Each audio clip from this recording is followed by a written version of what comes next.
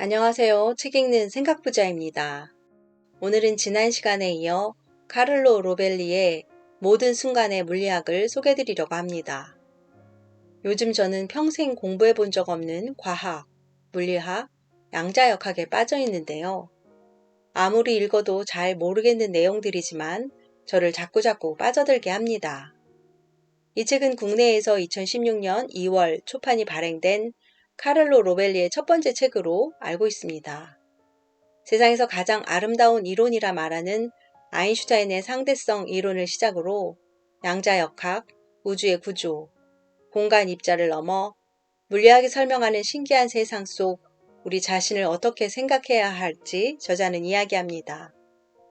이 시간에는 과학의 가장 기초가 되는 1강, 아인슈타인의 상대성 이론과 우리가 살고 있는 3강, 우주의 구조에 대한 저자의 이야기들을 전해드리려고 해요.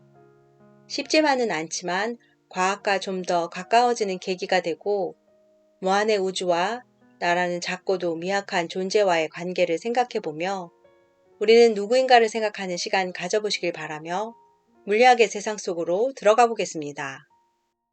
세상에서 가장 아름다운 이론. 역사의 흐름 속에서 하나둘씩 놀랍게 도약해온 우리의 모든 지식 중에서 아인슈타인이 발전시킨 지식은 아마도 단연 특별할 것입니다. 왜 그럴까요? 첫 번째 이유는 일단 어떻게 작용하는지를 알기만 하면 아인슈타인의 이론은 말도 못하게 간단하다는 것입니다. 물론 저자의 입장에서만요. 얼마나 간단한지 정리해보자면 이렇습니다.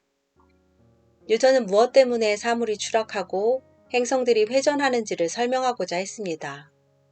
그는 모든 물체에는 한쪽에서 다른 쪽을 당기는 힘이 있을 거라고 생각했고 이 힘을 중력이라고 불렀죠. 멀리 떨어져 있는 두 물체 사이에 아무것도 없을 때 이 중력이 어떻게 작용하여 서로 끌어당기게 하는지 아는 것이 없는 상태에서 위대한 과학의 아버지 뉴턴은 가설을 세우고자 이에 대해 신중하게 관찰했습니다. 그리고 물체들이 움직이는 공간이 텅 빈 거대한 통, 우주를 담은 하나의 거대한 상자를 상상했습니다. 혹은 어떤 힘이 가해져 이동 경로를 휘게 만들지 않는 한 그러한 공간은 물체들이 똑바로 직선으로 이동하게 되는 선반이 아닐까 하는 생각을 했죠. 당시 뉴턴은 이 공간, 즉 세상이 하나의 거대한 통과 같은 공간이라는 생각은 했지만 이 공간이 무엇으로 이루어져 있는지 알지 못했죠.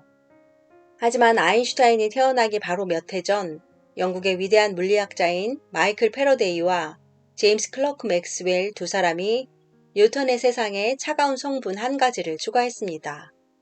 바로 전자기장이었지요. 이 전자기장은 우리 눈에 보이지 않지만 전자기파를 사방으로 퍼뜨려 공간을 채우고 있으며 때로는 진동을 하고 호수의 표면처럼 물결이 생기기도 합니다. 그리고 전력을 주위에 전달할 수도 있죠. 아인슈타인은 어릴 때부터 전자기장의 매력에 흠뻑 빠져 아버지가 지은 전기 발전소에 회전자를 돌려보면서 중력에도 일정한 범위, 즉 장이 있다는 것을 일찌감치 눈치챘습니다. 다시 말해 전기장과 동일한 중력장이 존재하는 것입니다. 이러한 것을 깨달은 아인슈타인은 이 중력장이 어떻게 만들어지고 어떤 방정식을 이용해야 이것을 설명할 수 있을지 알아내려 했습니다. 그 과정에서 그는 아주 특별한 진정 천재적인 발상을 하게 되죠. 중력장이 공간 속에서 확산되는 것이 아니라 중력장 자체가 공간이라는 것입니다. 이것이 바로 일반 상대성 이론의 개념입니다. 그에 따르면 사물이 이동하는 뉴턴의 공간은 중력을 갖고 있는 중력장과 똑같은 것입니다. 세상 사람들이 경악할 정도로 단순화된 대단한 발상이었습니다. 이제 공간도 물질과 다를 바 없는 것이 된 것이죠. 이제 공간은 세상을 구성하는 물질 중 하나가 된 것입니다. 이제 공간은 파도처럼 물결을 이루며 휘기도 하고 굴절도 하고 왜곡되기도 하는 실체입니다. 우리는 보이지 않는 단단한 선반 위에 있는 것이 아니라 물컹하고 유연한 거대한 조개 속에 들어있다고 할 수 있죠. 태양은 자신의 주변 공간을 굴절시키고 지구는 신비로운 힘에 이끌려서가 아니라 기울어진 공간 속에서 직선으로 주행하기 때문에 태양의 주위를 돕니다. 이해가 잘 안 되면 깔때기 속에서 작은 구슬이 구르는 모습을 상상해 보세요. 구슬이 구르는 것은 깔때기의 가운데 부분에서 신비한 힘이 나와서가 아니라 깔때기 벽면이 곡선이기 때문이죠.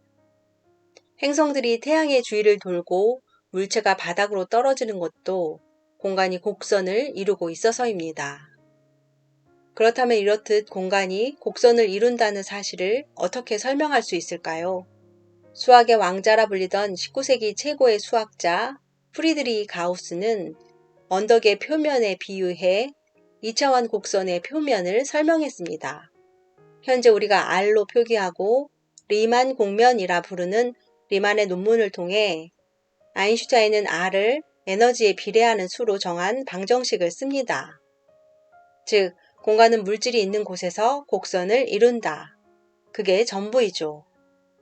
아인슈타인의 방정식은 그저 그렇게 중간 정도까지 진행되었을 뿐 꼬린 지점에 도달하지는 못했습니다. 공간이 휜다는 관점과 이를 설명하는 방정식 그뿐입니다. 하지만 이 방정식 속에는 반짝반짝 빛나는 우주가 있죠.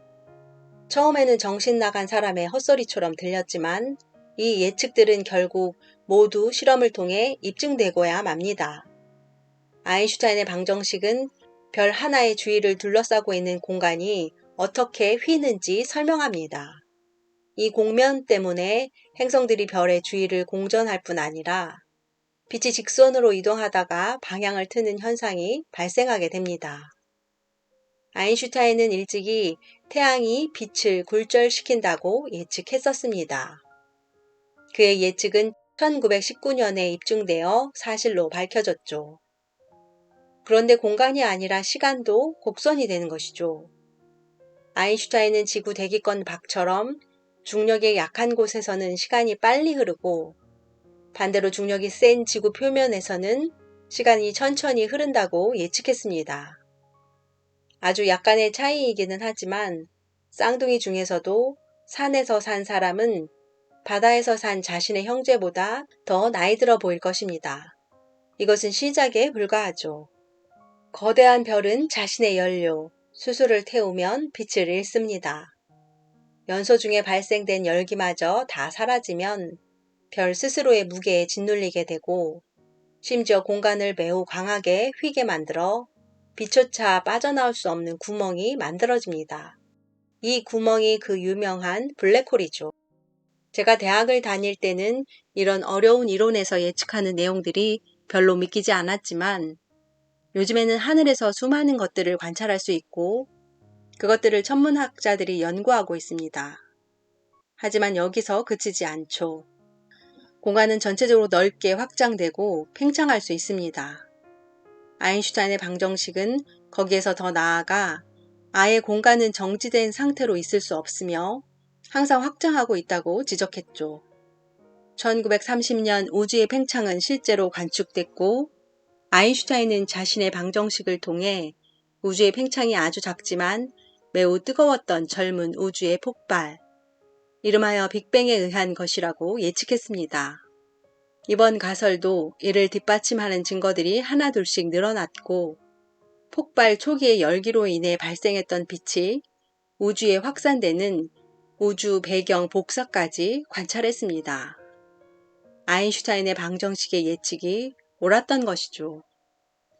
또 한 가지, 아인슈타인은 공간이 중력파의 영향으로 바다의 표면처럼 물결을 이루며 이는 쌍성에서 관찰될 것이라고 예측했습니다.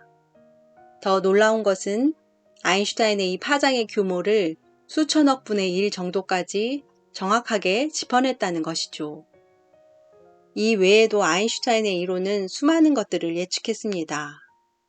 정리하면 아인슈타인의 이론은 이 화려하고 경이로운 세상에서 우주가 폭발하고 공간이 출구도 없는 구멍 속으로 빨려 들어가고 시간은 한 행성에서 아래로 내려갈수록 느려지고 별과 별 사이에 펼쳐진 공간은 바다의 표면처럼 물결 모양을 이루며 흔들린다고 설명합니다. 이 모든 것은 기본적인 직관, 즉 공간과 장이 같다는 개념에서 얻어진 결과이죠. 그리고 간단한 방정식이 낳은 결과이기도 합니다. 이 책을 읽는 독자들은 이해할 수 없을지 모르지만 적어도 얼마나 간단한지 보여드리고 싶어서 한번 쓰고 넘어가겠습니다.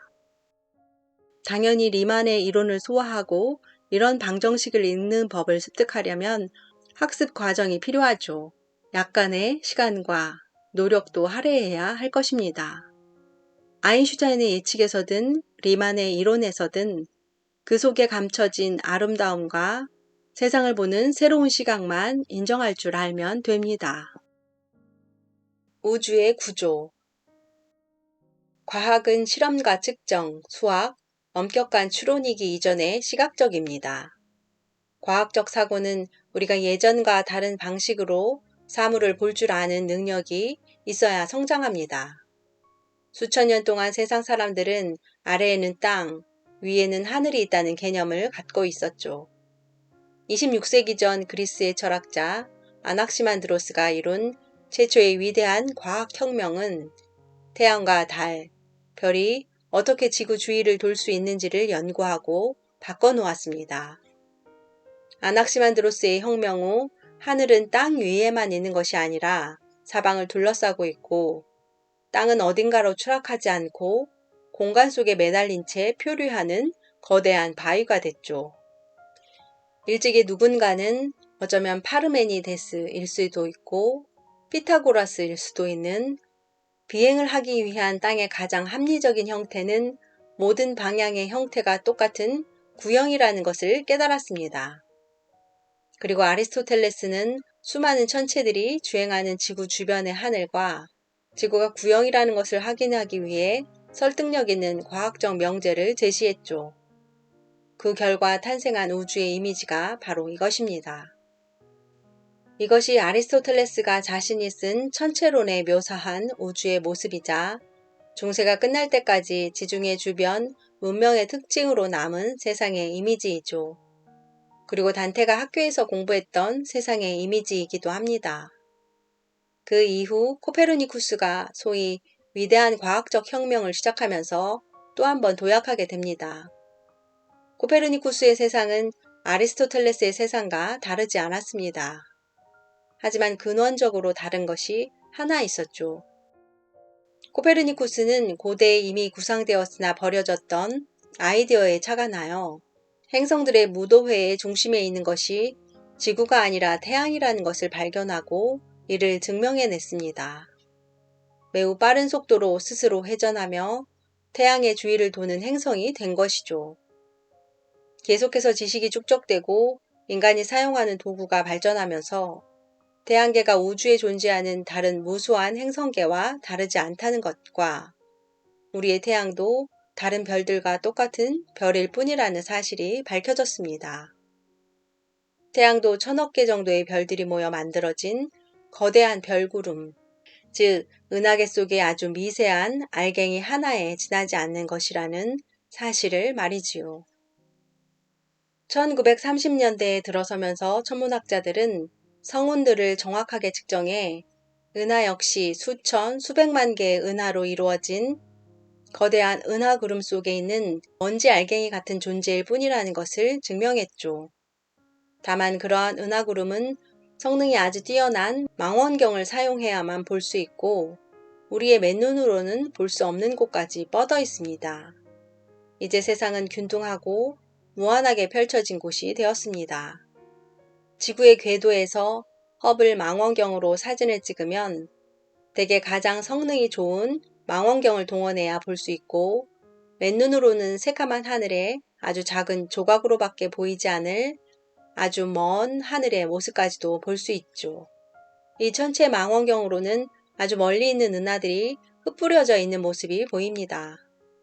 우리와 비슷한 태양을 가진 수천억 개의 은하도 있죠.